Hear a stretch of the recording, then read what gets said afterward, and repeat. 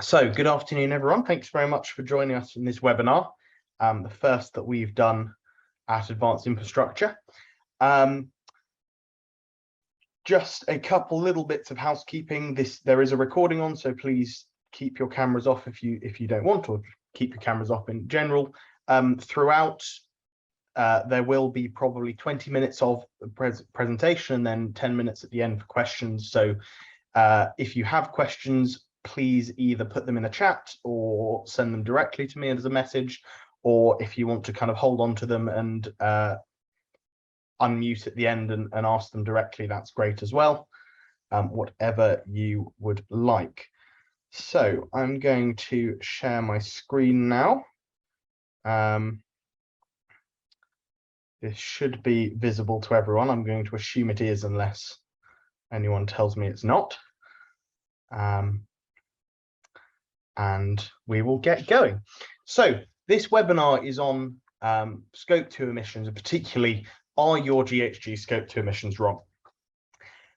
We are Advanced Infrastructure. We were set up to solve problems, data problems in the energy industry. And for the last couple of years, we really focused on the problems with carbon data as an area where we think there is both a real problem and something we can really improve upon. Personally, my background is in energy storage. I was a researcher looking at hydrogen storage and undertook a PhD looking at thermal energy storage. And for the last year and a half, I've been leading Advanced Infrastructure's carbon data services. Just so we are all on the same page, we're going to be talking today about Scope 2 emissions. Scope 2 emissions particularly are indirect emissions. So they're greenhouse gas emissions that are associated with purchased indirect energy usage. And today we're going to be talking about Scope 2 emissions from electricity usage, so purchased electricity. Now, to understand how much carbon your purchased electricity has emitted, you need to know two things. You need to know how much electricity you've used, and you need to know the carbon intensity of that electricity, so the carbon content of the power. And this comes from understanding where that electricity came from. So for this example, you can see in this pie chart, there's a thermal plant, there's some nuclear, there's some wind, and there's some solar. And by averaging out the amounts of each one of those, we can get this figure, which is our carbon intensity, the grams of CO2 and equivalent emissions that were put into the atmosphere to generate each kilowatt hour, each unit of electricity. So that's what we're going to be talking about today. Now, before we kind of dive into it, we should think about why it's important. And whilst I don't think this is new to anyone here, there are some points worth bringing up. So this decade, by the end of this decade, we need to have both reached peak emissions, which is by 2025, according to the IPCC, and many organizations have set ambitious and exciting, but also quite soon, net zero targets of 2030 or 2035. Which in real terms is not very far away.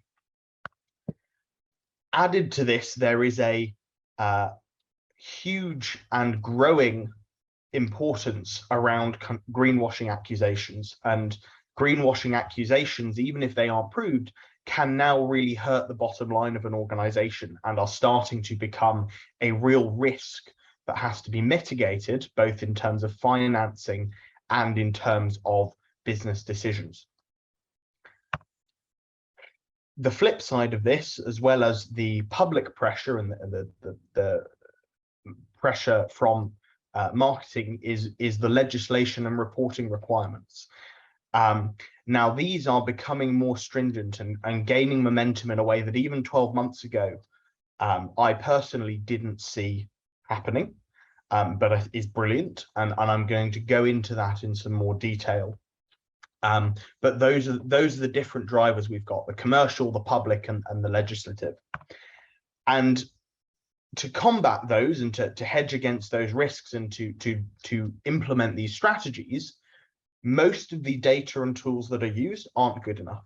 They are simple, ineffective, or inaccurate calculations, and they both lead to poor calculations and also poor decision making.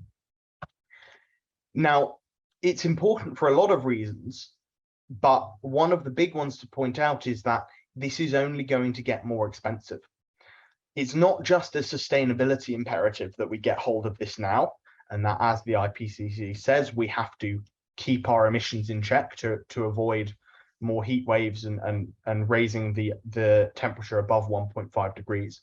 But everything to do with sustainability is going to get more expensive as we get closer to 2030, as more people realize that they can't hit their net zero targets, as greenwashing accusations get more and more aggressive, as legislation and reporting gets more and more strict in its requirements.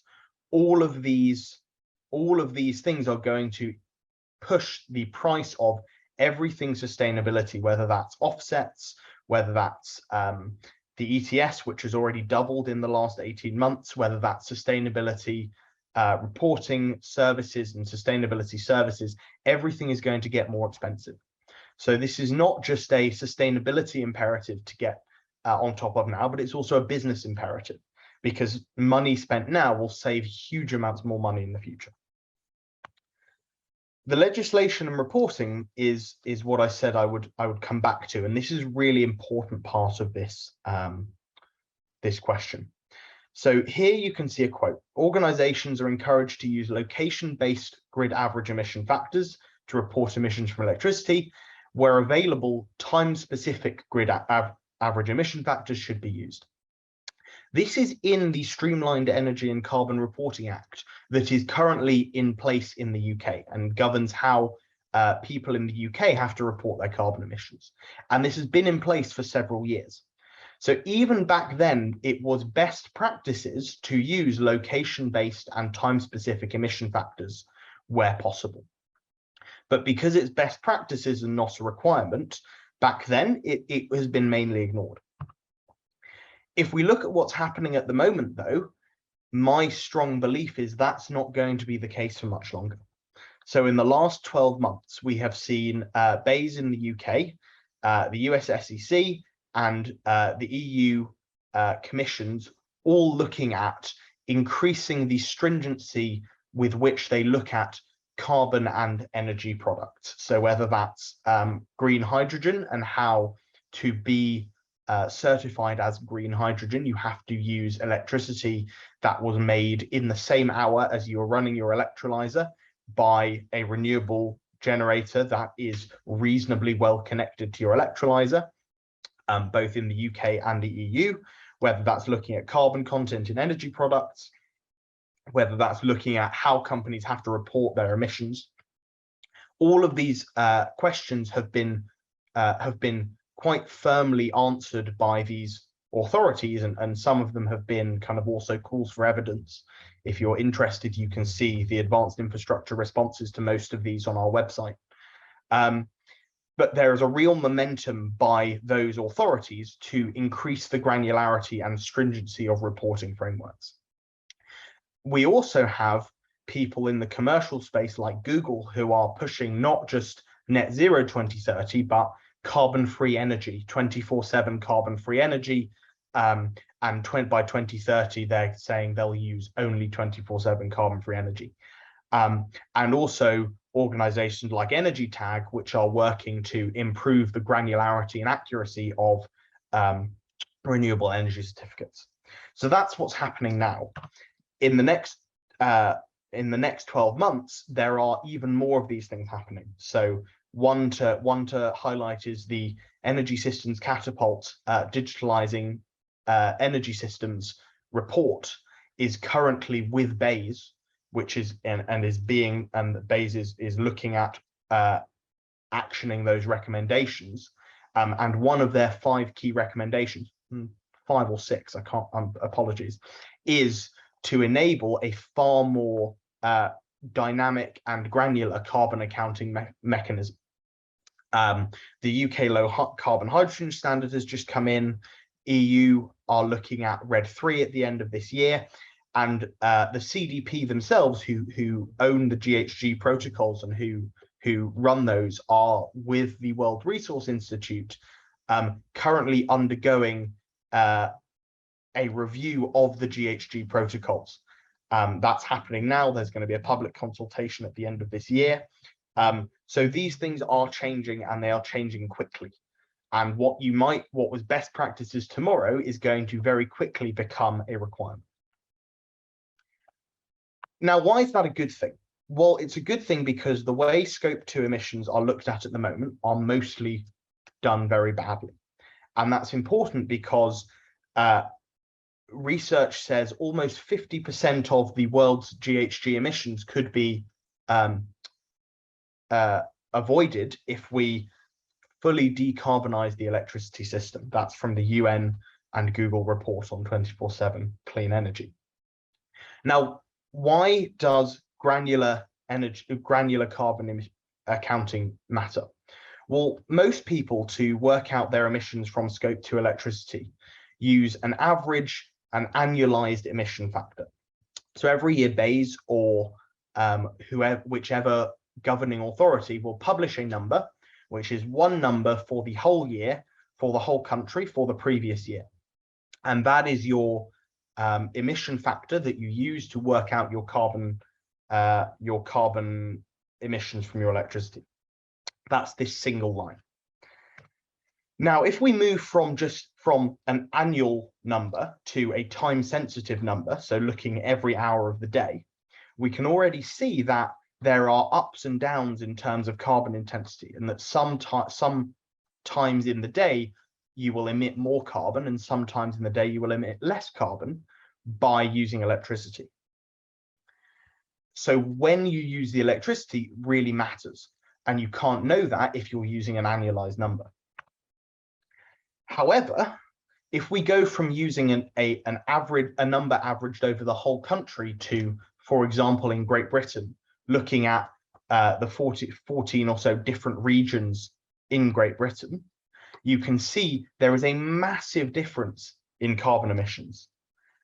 So these lines each represent a different area in Great Britain, and there is a kind of sixfold increase between areas of the lowest carbon intensity, so the cleanest power, often in Scotland, and areas of the highest carbon intensity, so the dirtiest power, in either some areas in Wales or the northeast. So there is a massive difference in how much carbon you are emitting by using electricity, and where you use that electricity is hugely important to the carbon emissions from your actions. And you can't know that unless you have real-time and location-specific carbon intensity. Well, so why is that important? Well, it's important for several reasons. Firstly, by using inaccurate emission factors, our research shows that many organizations can misreport their Scope 2 emissions by up to 40%. Now, either way, that's bad. If you're over-reporting your emissions by 40%, well, then great. You are spending probably too much money on offsetting and doing these things when you're not emitting that much carbon, and that's excellent. But if you're under-reporting your Scope 2 emissions by 40%, that is greenwashing. And it doesn't matter whether you're intending to do it or not, you are greenwashing, and that will come back to hurt you in the long run. But even more importantly than that, the overall goal of this is not to report our emissions correctly. It's to improve our sustainability and reduce the emissions going out into the atmosphere. And if you don't have the correct data, you can't make the decisions that will best reduce your emissions. If there's one thing you take away from this webinar today, it would be that point. When you use electricity really matters, and where you use electricity really matters.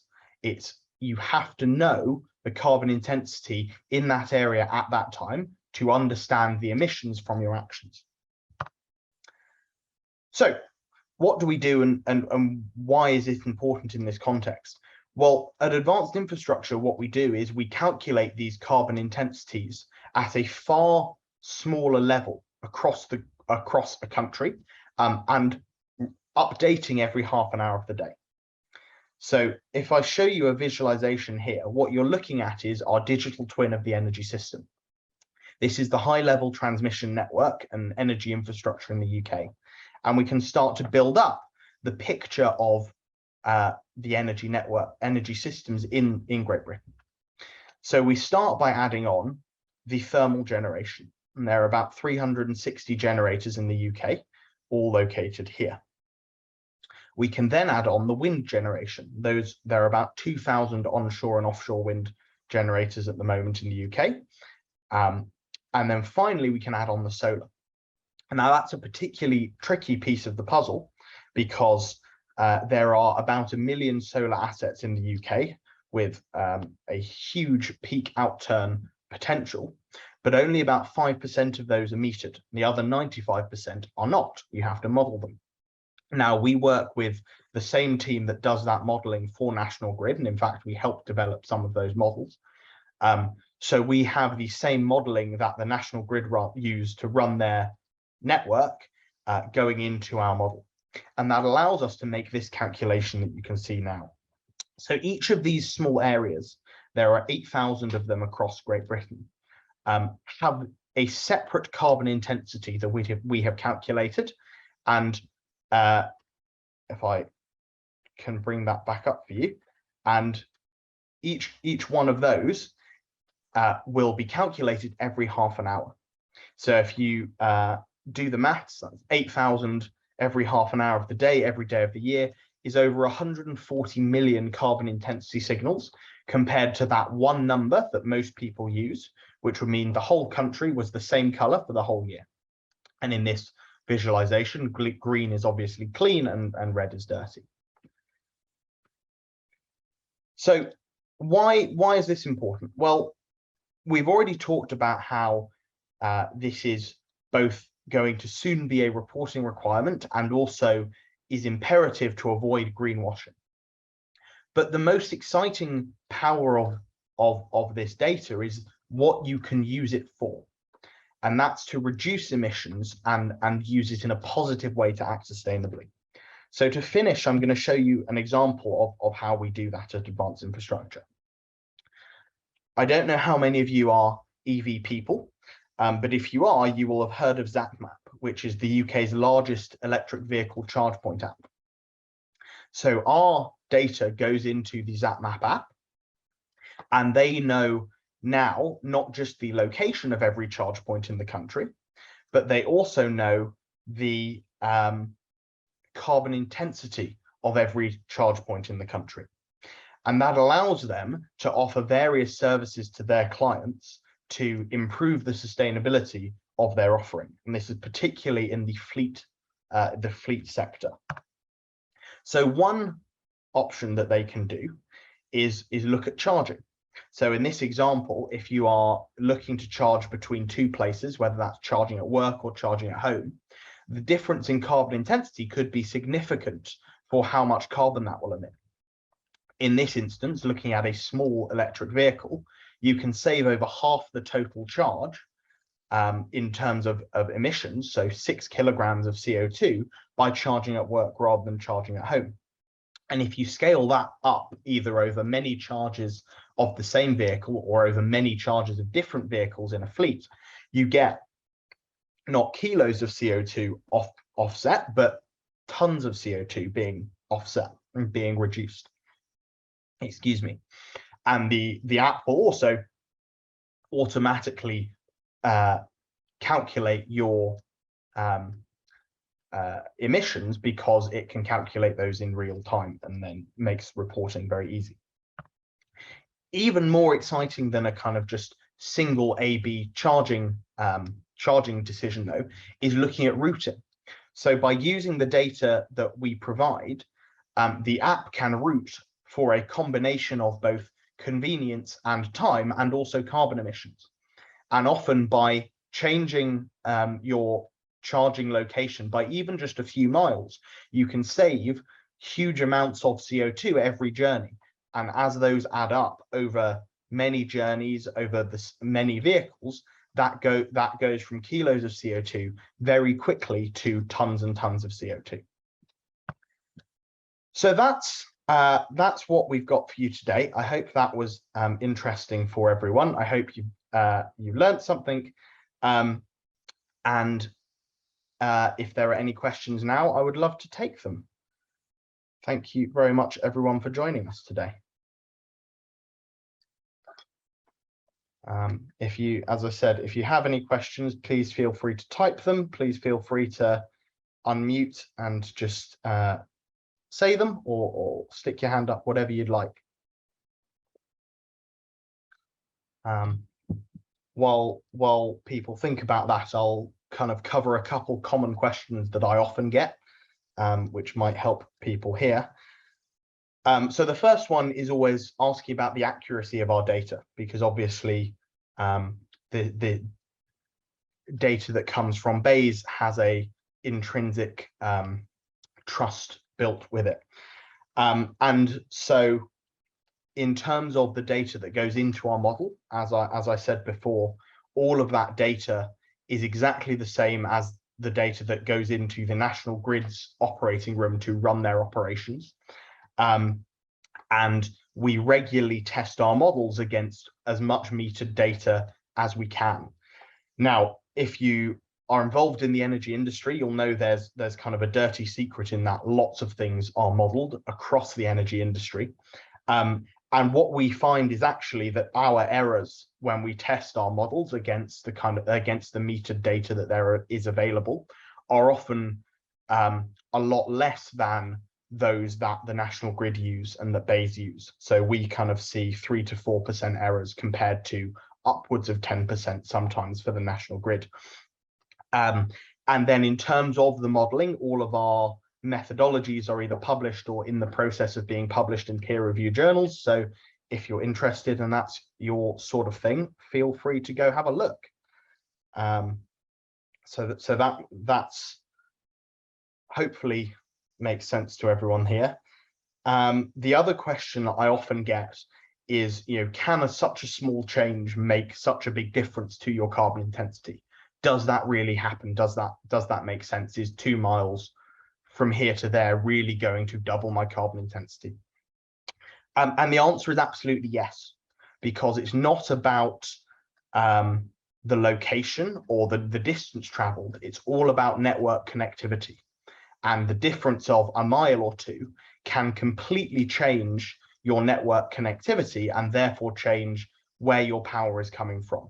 And the fuel mix of your power, whether it's coming all from solar and wind or whether it's coming from Drax's nasty coal plants, could change dramatically by moving not very far.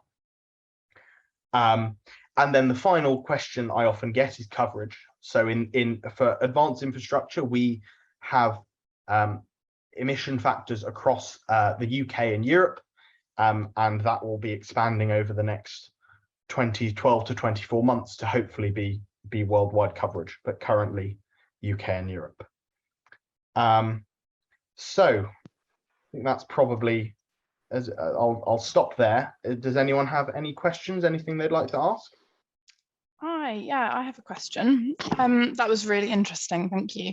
I was just wondering, the areas that have higher or lower carbon intensity, does that tend to change much as greener energy is brought in, or is it fairly static at the moment? Thank you, Dawn, great question.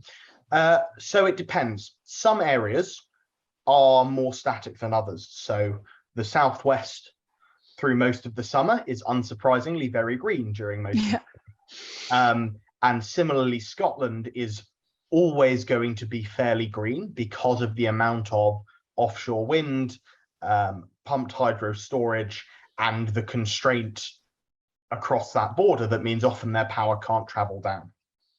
Other areas change a lot. So London, for example, is very dependent on the interconnectors and can go up and down massively. And there are the large majority of the country will change quite significantly, both depending on the weather and distributed generation, and also on kind of demand. But because we have such a distributed generation across the network, most of the country is very changeable. Thanks. Hello, this is Taryn. I also had a question as well. I thought it was really interesting your mentioning of the Zap app and how you're sort of working with that to put that map together. I wanted to ask, because we're looking as a company to change our currently our company car policy to bring EVs in, and one of the current issues that we're really running into is people traveling across the country and not having places to charge up, and doing that in line with being being carbon negative for a lot of places as well. So one thing I wanted to ask, because I'll need to relay this back to my team so we can look at it in that sense. The rating, how you rate the whole country in your red and green zones, for example. How do you get to that rating? Sorry. So are we looking at different sorts of like offshore generated electricity, solar generated electricity, and then you use that to rate each part of the country? Yes. So the red, green, yellow is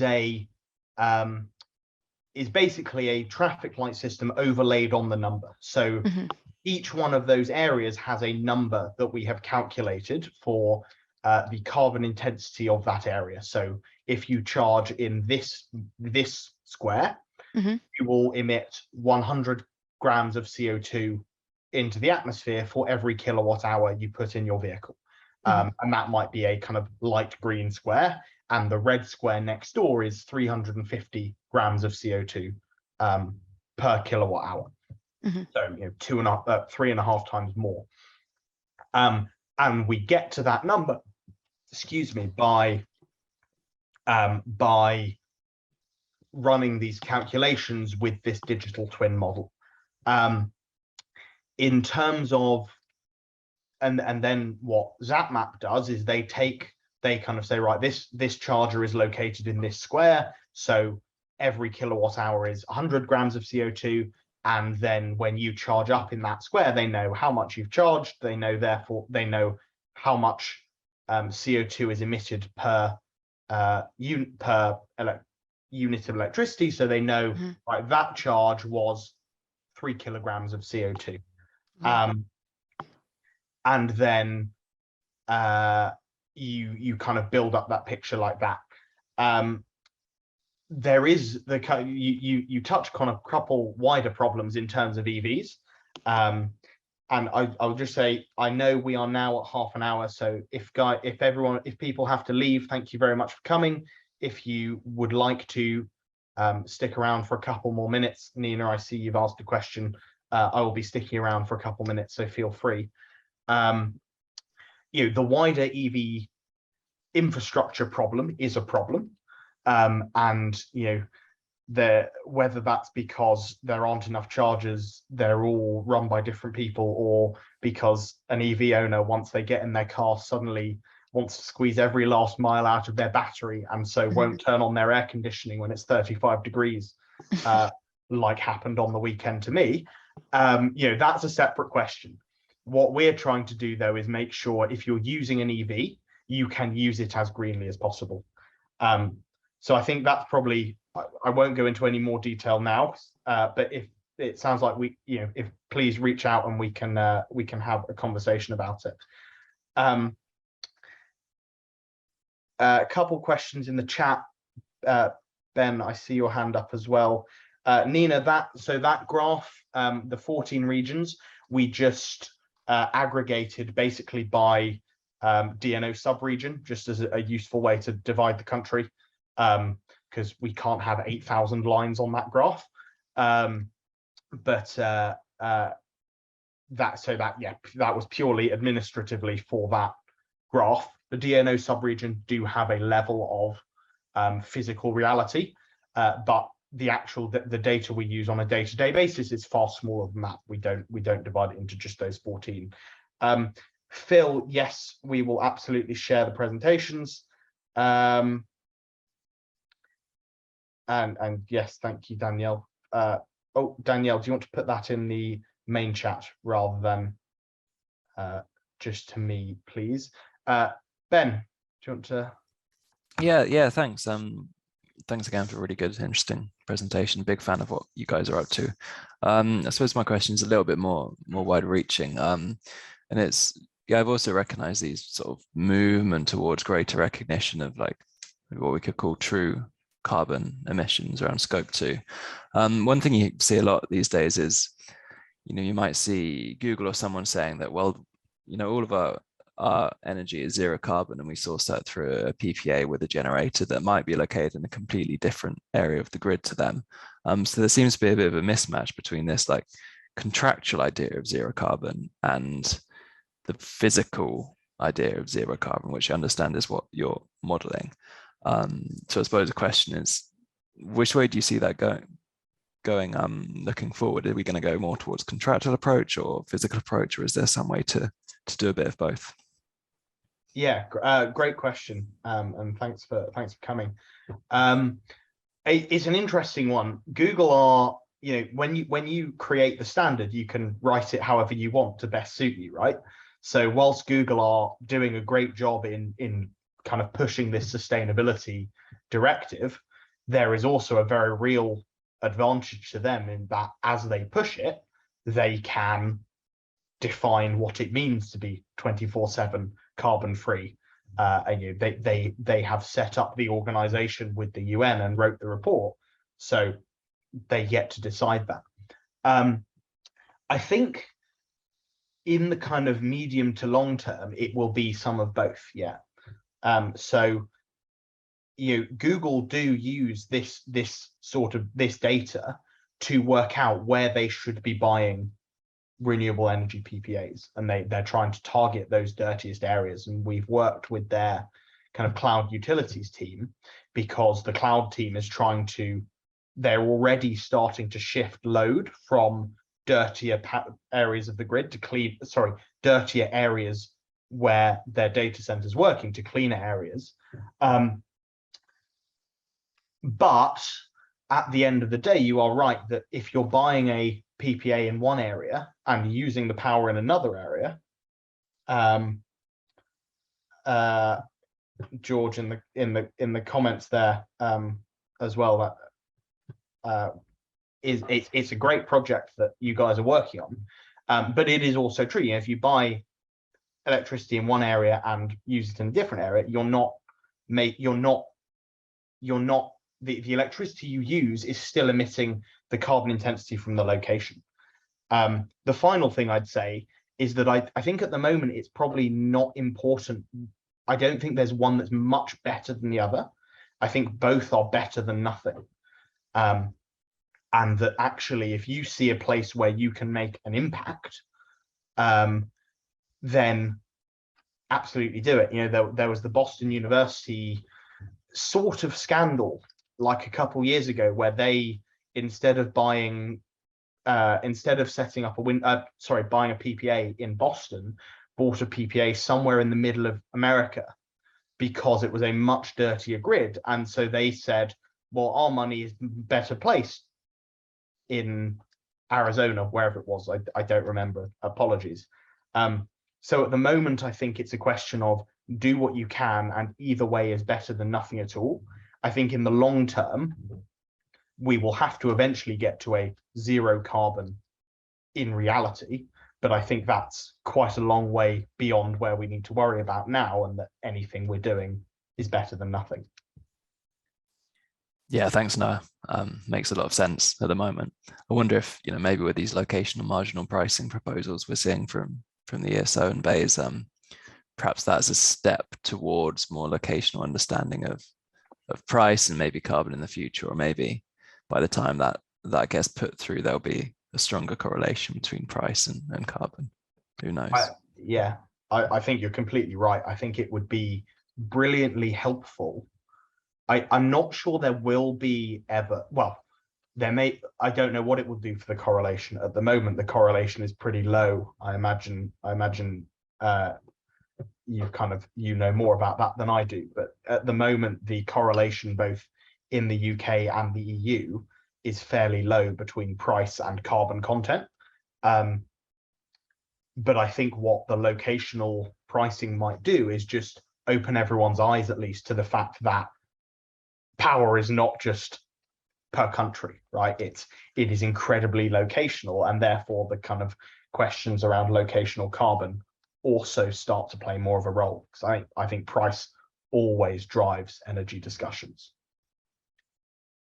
Great. Awesome. Does anyone have any final questions?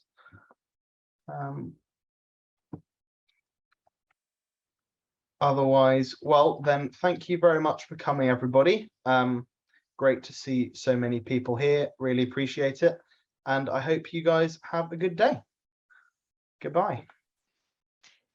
Thank you. Thank you very much. Thanks. Bye. Thanks, Noah.